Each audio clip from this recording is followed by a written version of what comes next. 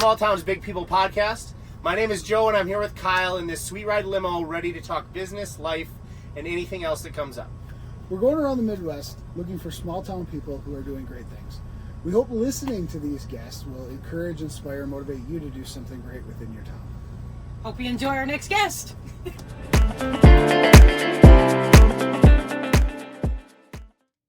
Welcome back to Small Towns, Big People podcast. We're here with Chris. He's got a new video game business that he is getting off the ground. Pretty excited to talk to him. I met Chris doing jiu-jitsu here in Wausau, and so he likes to choke me out in various different ways, and that's how we became friends. So looking forward to this conversation. Chris, you want to kind of give us a little background, tell us about yourself? Yeah, it's the best way to become friends, choking each other out. Mm-hmm. Sure. I grew up in Texas, and I recently moved to Wausau a couple years ago. My wife grew up in Merrill, and I'm really loving the Wausau area. I've always lived in the South my whole life, so it's refreshing to actually get some snow. Everyone hates it here, but I actually love it. So. Yeah, there's very little snow, though. You haven't gotten a lot of snow. Oh, yeah. I guess I brought the southern weather here. Yeah, there is no snow this year. Okay. So, all right. Tell us a little bit about... So you've got a video game background. You've developed or been in various different animation type things. So tell us a little bit about that. What have you been in? What have you been doing? Yeah. Where do you gotta get your expertise? Yeah. So when I graduated, so I got my degree in animation, and so originally I wanted to work. My dream was to work for Pixar, and I actually had an interview with Pixar, and so I had my first interview and that didn't pan out. So dream crushed. So I'm like, okay, well. So I went into live action instead. So my first movie I worked on was Dawn of the Planet of the Apes, and then I kind of moved on from that to commercials. I did that for a little bit. I worked on a Chick-fil-A commercial, and that was fun. And then I moved out to LA, and I worked on my first video game. And actually, I fell in love with video games at that point. I'm like, okay, this is what I really want to do. I got married. I moved up to I was in San Diego at that point. I was working on Transformers, the video game, and then Deadpool, the video game. And then I got married, and I wanted to, be close to my wife. She's getting her, she was in college, and up closer to LA. So I moved up to LA, and I got a new job. I was working on movies again. And I worked on the next Planet of the Apes movie. I worked on Hunger Games. I worked on Goosebumps, and I worked on 2 Hunger Games movies. And Okay, do you know Jack Black? Personally? Yeah, did you get to meet him? I saw him. I didn't talk to him. You didn't get to meet him. That'd be super cool, though. I worked on the Fox movie a lot, so I got to see lots of actors, and it's you're not supposed to walk up to actors and gush on them, so. Okay. Well. Yeah. So you didn't, but that's still pretty cool. Yeah. Okay, so then now you've given all that up, and you started your own thing. Okay, and I think that's where we kind of get into the more of the business side of things. I know there's probably a lot of video game stuff, and you've probably talked about that a whole bunch, but we're really interested in talking about kind of why did you decide to start your own video game company? What was that motivation? And then talk us through how you've gotten it started up and what are the struggles or fun things or what do you like or dislike about it? Yeah, so I've always wanted to make my own game. I've always kind of dabbled on the side, like in my free time, just making small prototypes and stuff like that. I was working at id Software. They're the company that made Doom and Quake and that sort of thing, and that honestly that was an amazing job, and I probably would still be there if I didn't want to do my own thing. But I started really wanted to do my own thing, and I couldn't do my own thing and still work at id Software, so I started looking for other opportunities, and I found a job at Unity Technologies. So just so everyone knows, in the games industry, there's something where you create games in. Some companies make their own game engine, but a lot of companies will use other companies' game engines as a foundation to make their own games. So there's 2 big companies. There's Unreal Engine and then Unity.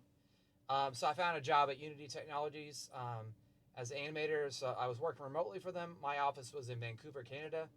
And they actually encouraged side projects, and they didn't take ownership of your game, which is a rare opportunity in my industry where I could make a game but still work in the game industry. So that was a really good job for me. So my game plan was just to make a game on the side while I'm working for Unity, and that was what I was doing until Unity had this massive, crazy layoffs happen, and they restructured the company. They laid off 30% of the company, and my whole department was gone. They let go thousands of people. So I used the opportunity to like, oh, this is what I'm gonna do, and I'm gonna use my severance and go for it. So you had some funding. You took that money instead of just kind of like going on vacation for about a year. You're rolling that into hopefully funding this deal. So what about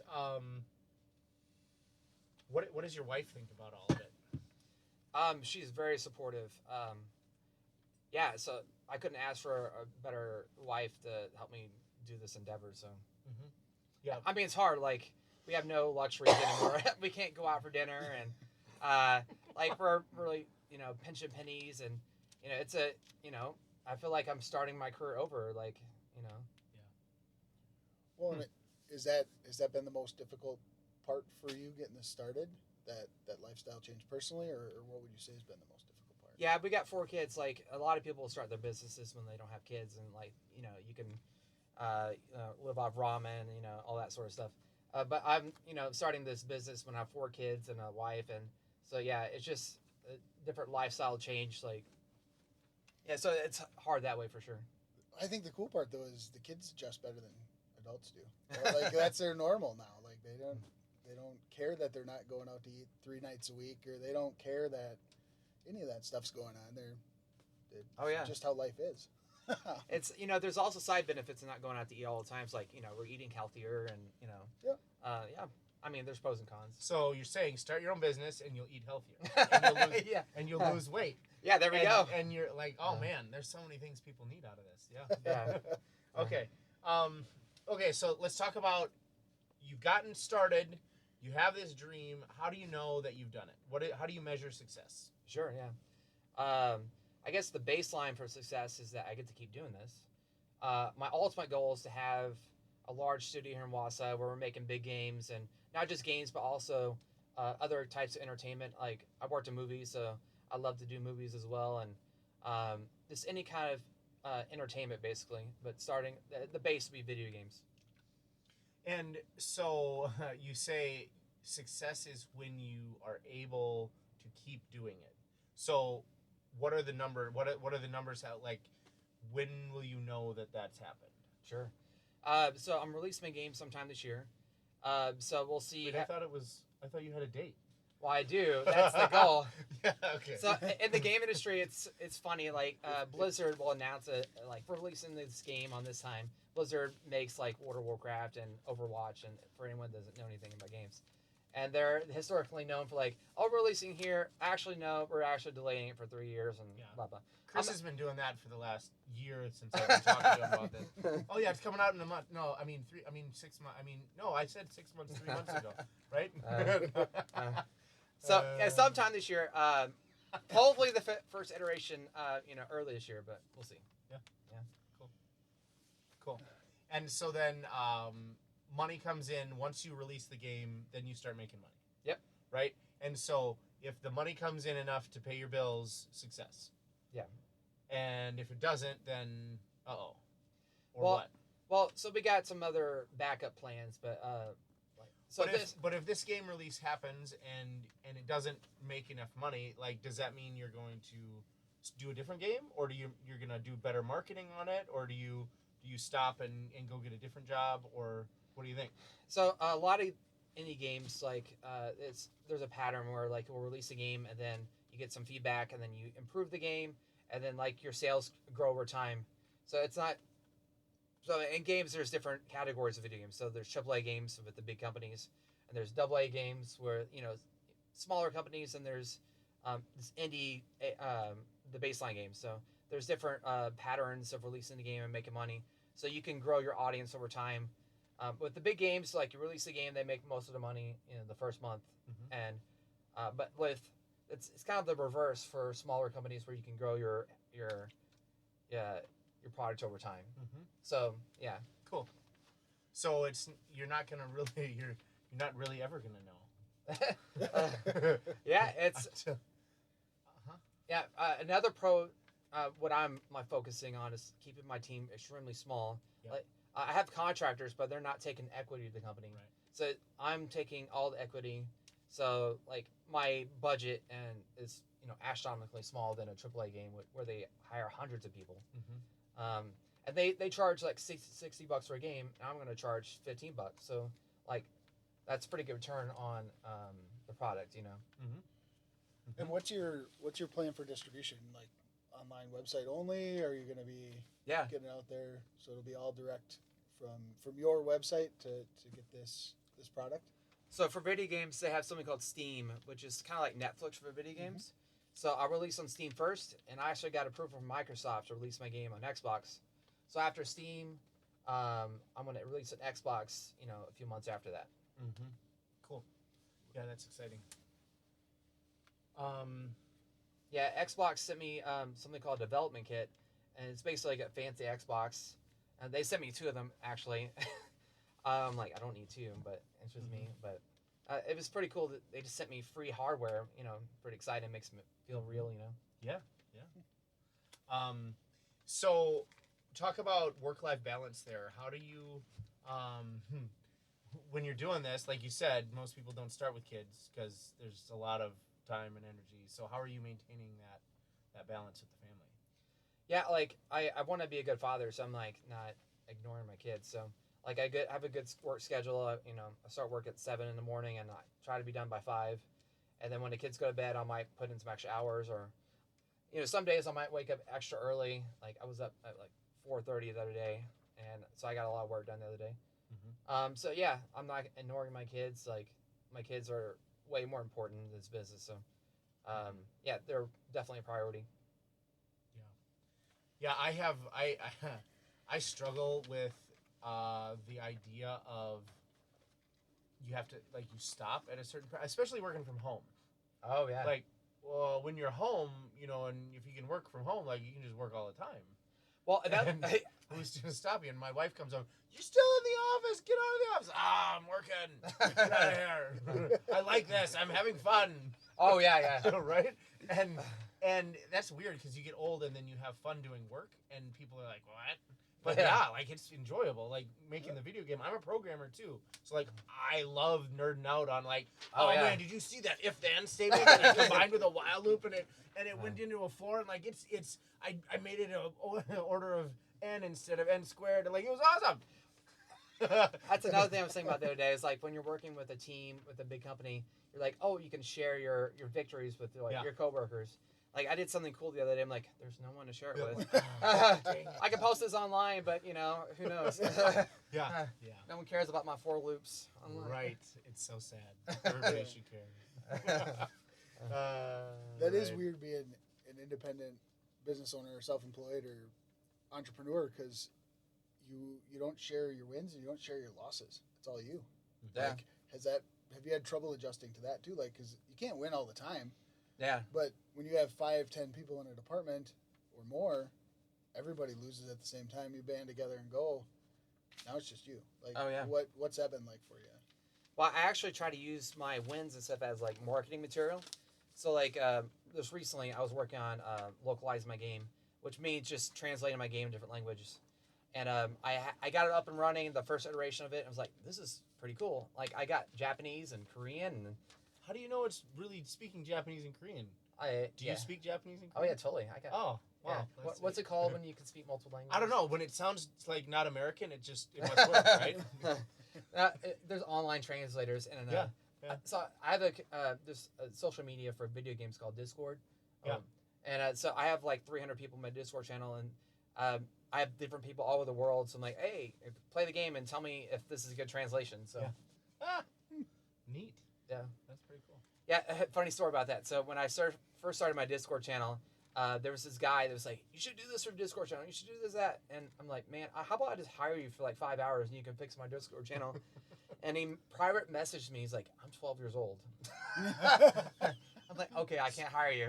So your rate just went down, but I can still hire you. Why can't you hire a 12-year-old to do online child labor laws and all that? What? No, that's not true. Really? You can't employ them, but you could contract. They can.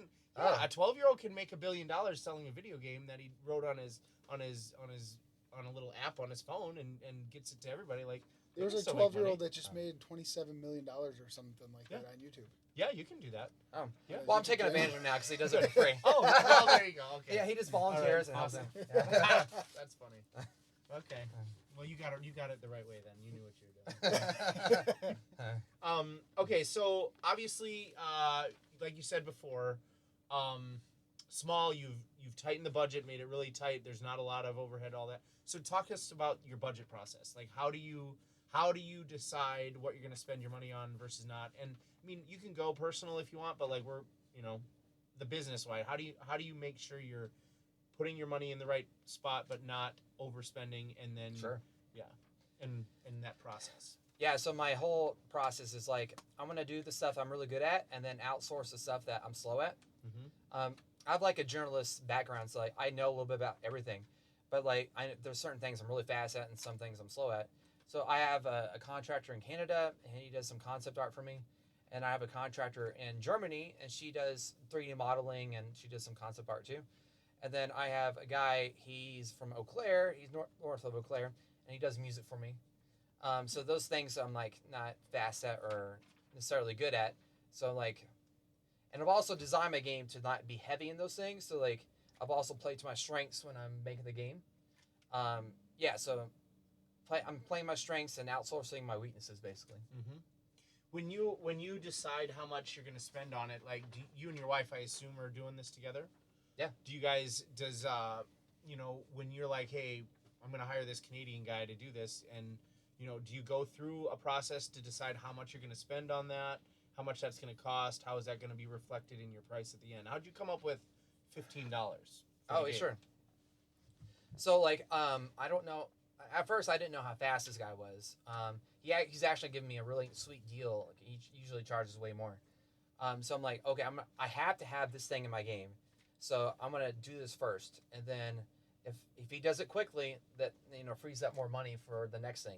So like I'm just like doing the have you heard of Pareto's principle, the 80-20% principle? Yeah.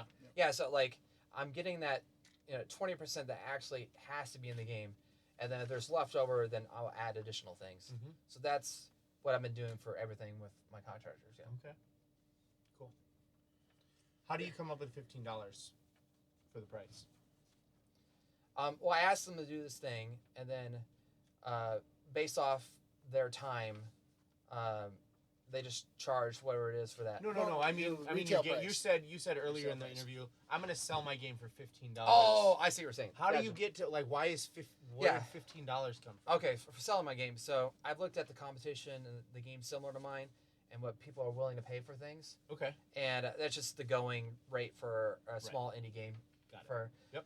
And players expect a certain play time for a game, so like I'm also taking into account for selling my game, and so I just want to be competitive for other games that are similar to mine. Got it. Yep. So you did that market analysis and Yep. Awesome.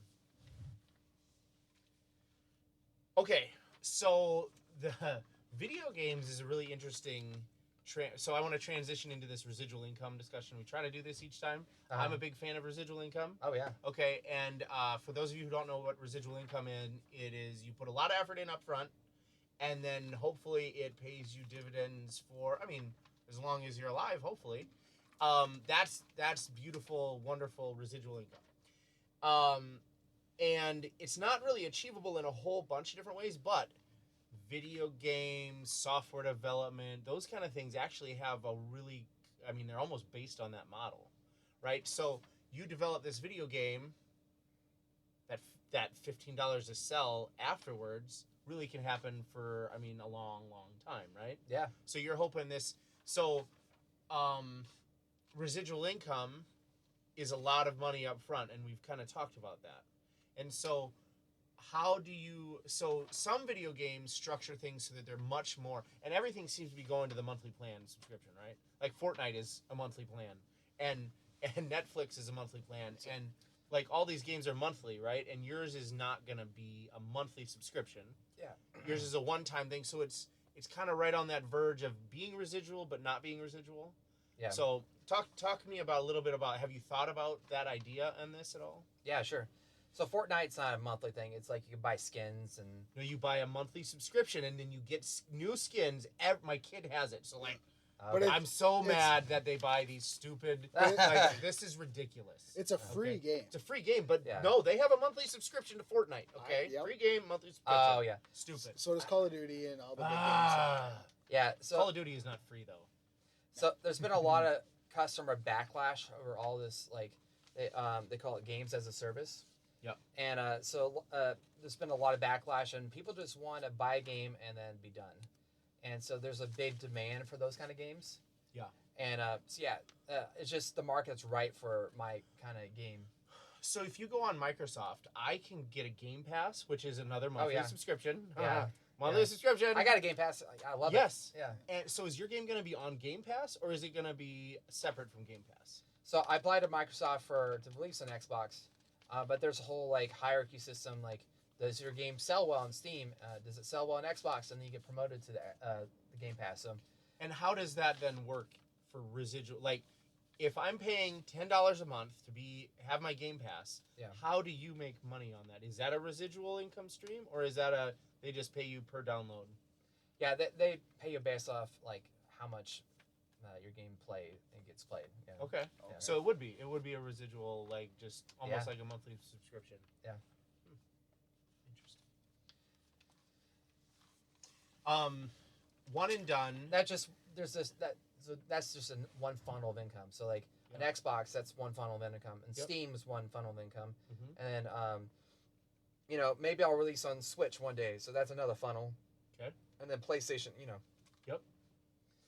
Yep. And so, are you going to have? So when you do future releases, this game going to be like they buy it once and then they get all the updates? Or are you going to have like a new level Like release DLC or something? Yeah, things like that. Yeah. So originally, like I'll probably just have free updates, and then at a certain point, I'll have you pay $5 and get extra characters in the game or that sort of thing. Mm-hmm. You got to do skins. Yeah. Oh my goodness. Yeah, I did a Kickstarter, and one of the goals or rewards for Kickstarter was a skin. Yeah. So yeah, people love skins. Yeah, Yeah. that's so sad. Yeah. I tell my boys that they're doing Barbie dress up. They're playing Barbie dress up in their games all the time. And, oh my goodness. Are you able to do like a direct to consumer through your website versus the other platforms? Because I'm assuming like Twitch and Microsoft and all them take some sort of cut or cost from that $15. Is there a way to maximize your return by selling off of like your website, or is that not allowed? Or No, you could totally do that, but like if you want to watch a movie, like you don't go to someone's website to watch a movie. You go to Netflix or Amazon Prime. It's just another marketing thing you have to do to get people to go to that thing. I mean, it's possible for sure, but you got to go to this town square where you find these things.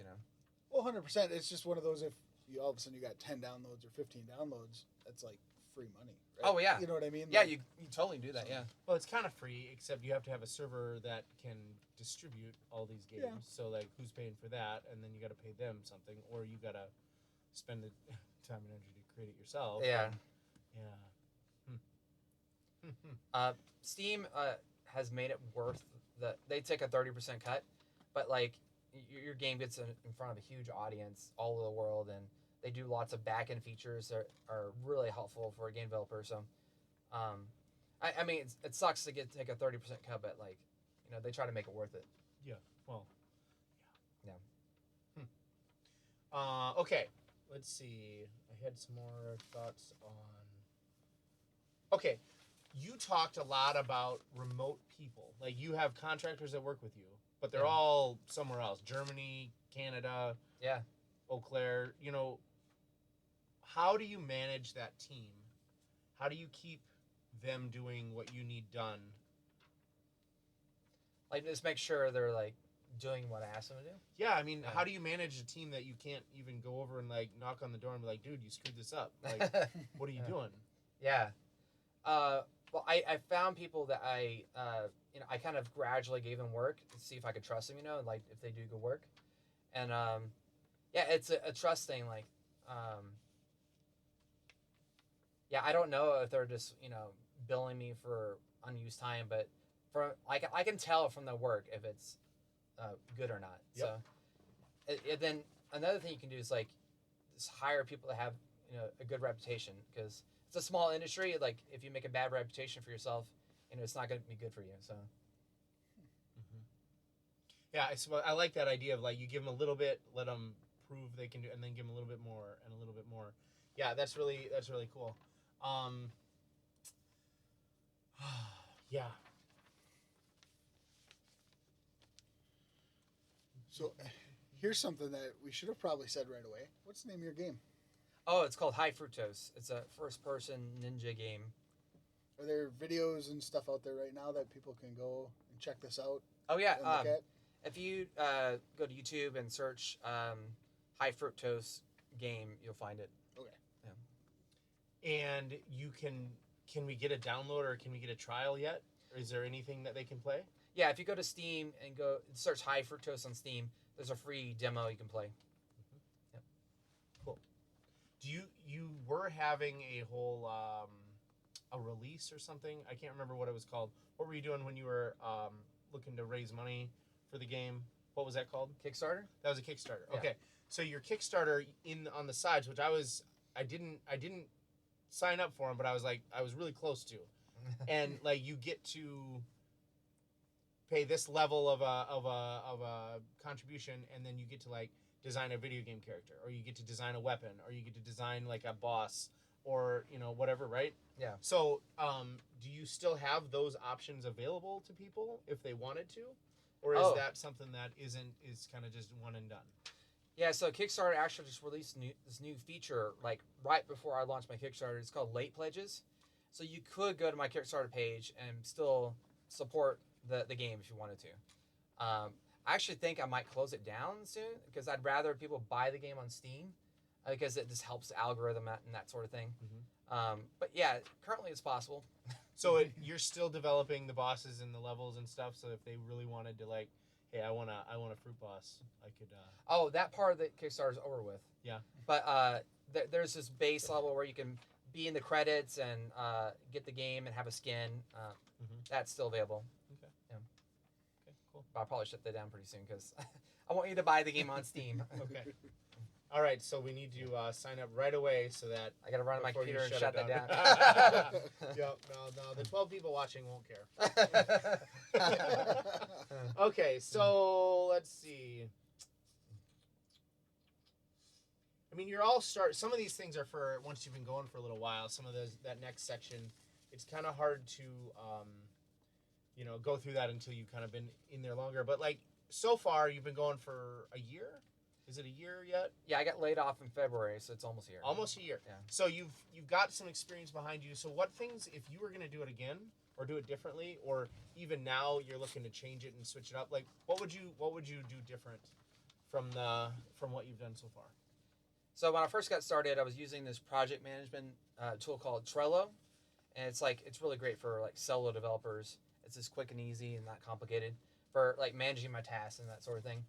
And then I started thinking like, well, this is not a great foundation because eventually I want to bring more people on and outsource tasks more efficiently. So I'm like, well, in AAA games, the big games, we use a software called Jira. So I like a week or two ago, I'm like, okay, I downloaded Jira and I moved all my tasks over to Jira. So I'm like, I'm set up to good, and I'll be good to go when I scale more. See, I've been reassessing like those kind of things recently. Mm-hmm. Okay. No regrets on anything yet, though, right? You're pretty stoked. Everything seems to be going, and you seem to have won some awards and some things here so far. Yeah, so there's these things called game festivals, and I went to like a conference recently in Madison, and they had a pitch competition. They invited 5 developers. There was a bunch of developers there, like maybe 50, I don't know, something like that. And they invited 5 people to come pitch the game to investors, and I won that competition. So that was exciting, just that people think the game's cool, that sort of thing. And then I've been applying to online festivals that's a really great way to get publicity for your video game. So I was in a festival recently. So on Steam, there's something called Wishlist, which is like, hey, I'm going to buy your game when it comes out. Like, it's like an email list basically. And when your game comes out, they'll get an email. I got tons of wish lists from my game that last festival. So that was encouraging too. Oh, so they're pre-ordering it? Or do they not No. have to buy until it comes out? Yeah, they just buy it when it comes out. Got it. It's just saying, hey, keep this on my radar and give me a notification when it comes out. Cool. So that kind of gives you an indication of like when you release what might happen Yeah, as yeah. far as money wise too, right? Yeah. So you can well that's neat. Shoot, I had something when you were talking there. Are you the entire promotion staff of the whole video gaming company currently? Like, I know you're utilizing. You said some of these festivals are getting it out there to different people in the space, but is that 100% on your back so far to get it out there? Yeah, totally. Yeah, like when you're working in the industry in a big company, like you get to focus on just one thing. Like I just did animation, but now like owning your own company, like you're in the marketing department until you get bigger and you can hire people. So I'm the marketing department. I am the programmer. I'm the artist. Like Your payroll. Yeah, accounting, marketing. It's just like drinking from the funnel. But I love it. It's exciting and yeah. Awesome.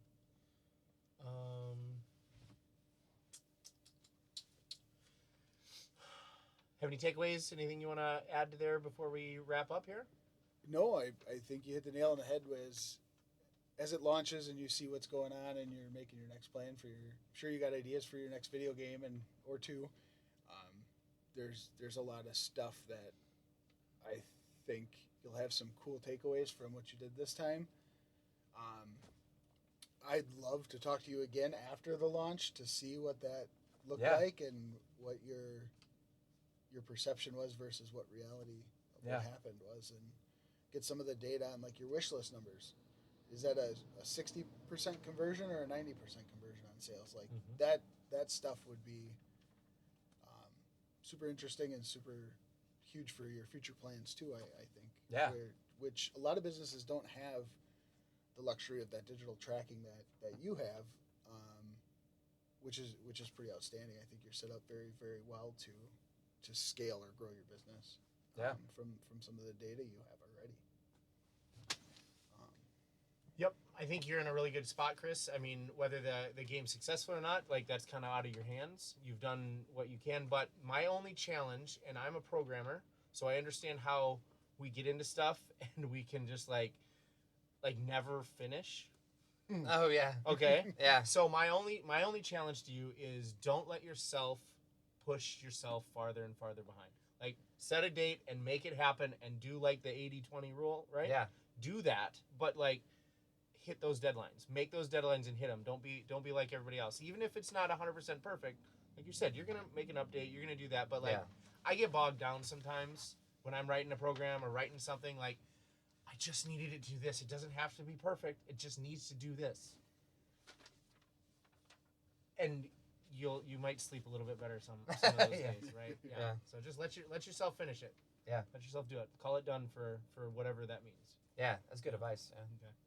All right, so we are done, and we just want to give you another chance to let everybody know how to connect with you. Sure, yeah. Okay. I'm on Twitter. You can find me at Chris Quintero on Twitter. Can you spell your name? Chris, Chris, and then Quintero, Cantero. On Facebook too. Yeah. How do they find you on Steam? If you search High Fructose on Steam, you can search High Fructose Game on YouTube as well. And yeah. And then we can buy your game or get on your wish list. Yeah. Sweet. Yeah. And we'll put all the links and everything we can in the description for the post here and try to drive some traffic your way too. Thank you. Thanks, Chris. Hey everybody, thanks for watching. Be sure to check out the links for our guests in the comments section on YouTube and Facebook. Drop a like, follow, comment, share with somebody. If you have questions, make sure to ask. We're always here to help. And remember, friends don't let friends suck.